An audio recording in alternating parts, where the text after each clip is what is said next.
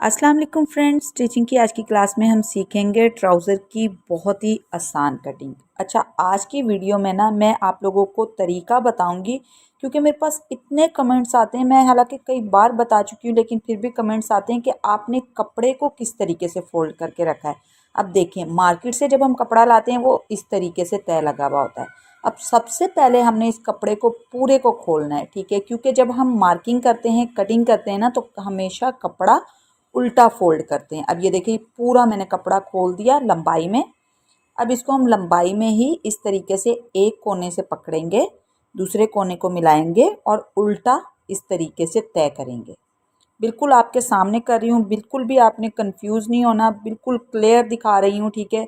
फिर भी कोई चीज़ समझ नहीं आती तो आप लोग कमेंट करके पूछ सकते हैं, क्योंकि मैंने चैनल ही आप लोगों के लिए बनाया है, आप लोगों की आसानी के लिए, ठीक है। अब ये क्योंकि यहाँ पे इस तरीके का कपड़ा है, तो अब मुझे जितने कपड़े की भी ज़रूरत है ना, उतना ही कपड़ा मैं इस तरीके से 4 तह में लंबाई में फ़ोल्ड कर रही हूँ। पहले मैंने लंबाई में डबल फोल्ड किया, अब डबल को मैंने इस तरीके से और डबल कर दिया, तो ये 4 तह में आ गया।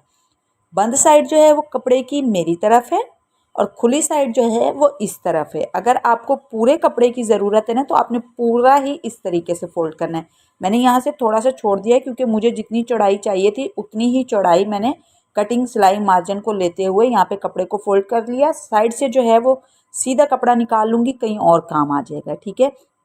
अब यहाँ पे 4 तह में उल्टा कपड़ा लंबाई में फोल्ड किया है, गौर से देखिएगा। अब सबसे पहले आपको ट्राउज़र कटिंग करने के लिए सिर्फ और सिर्फ 3 नाप की ज़रूरत होती है, ठीक है। एक हिप के अकॉर्डिंग वेस्ट का निशान, एक लंबाई और एक पाइंचा हमने कितना खुला रखना है वो हमने देनी है, ठीक है।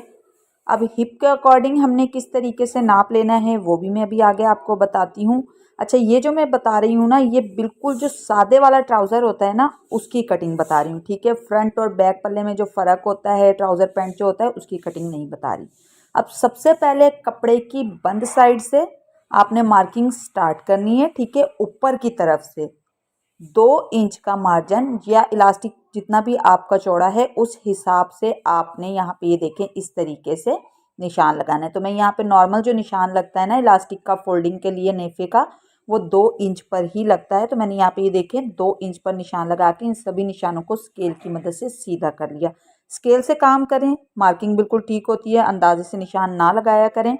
अब यहाँ से ही जहाँ पे हमने 2 इंच पे निशान लगाया ना, वहाँ पे इंची टेप को रखते हुए जो भी आपके ट्राउज़र की तैयार लंबाई है, ठीक है।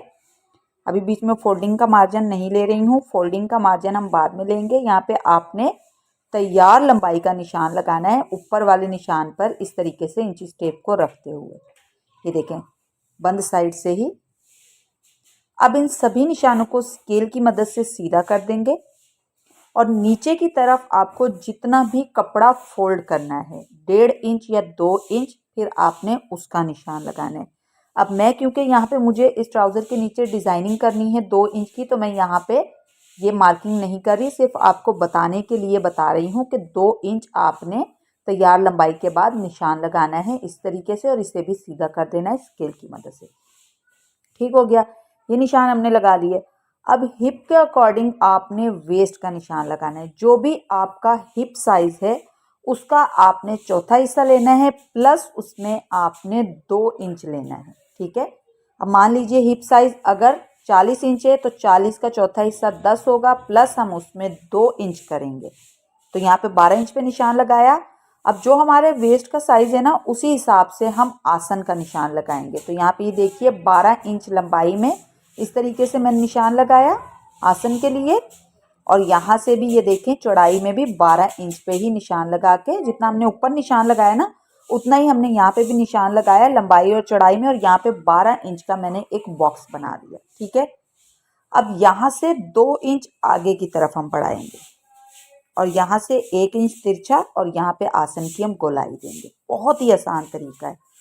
अब आपको पाइंचे का जितना भी आपको पाइंचा खुला रखना है ना, उसका निशान लगाना है, प्लस आपने इसमें 1.5 इंच करना है, ठीक है। अब यहाँ पे इस तरीके से ये मैं स्केल रख रही हूँ, कर्विंग है, यहाँ पे कर्व आ रहा है, ठीक है।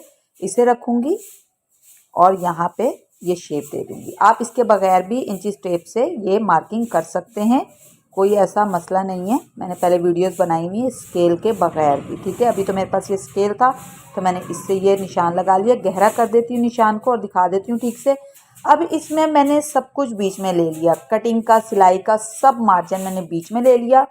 अब मैं यहाँ से कटिंग करती हूँ, क्योंकि मैंने नीचे डिज़ाइनिंग करनी है तो इसलिए मैंने फोल्डिंग वाला जो है निशान नहीं लगाया है। मैं यहाँ पर से ही कटिंग कर रही हूँ। आपने फोल्डिंग वाला निशान लगा के और वहाँ से कटिंग करनी है। अब ये देखिए बिल्कुल मार्किंग के मुताबिक ही हम यहाँ से कटिंग कर देंगे। अब इसमें कोई एक्स्ट्रा मार्जिन वगैरह मैंने अलग से निशान नहीं लगाए, सब मैंने बीच में ही ले लिया। यहाँ पे हम कट लगा देंगे जहाँ से हमें नेफा फोल्ड करना है। अब इसे हम इस तरीके से खोलेंगे और ऊपर से ये जो कपड़ा जुड़ा हुआ है ना, इसे मैं अलग कर लूँगी। स्केल रख दिया ताकि कपड़ा हिले ना, और स्केल पे हाथ रख लिया। और यहाँ पे देखिए सादे ट्राउज़र की कटिंग हो गई है। Thanks for watching.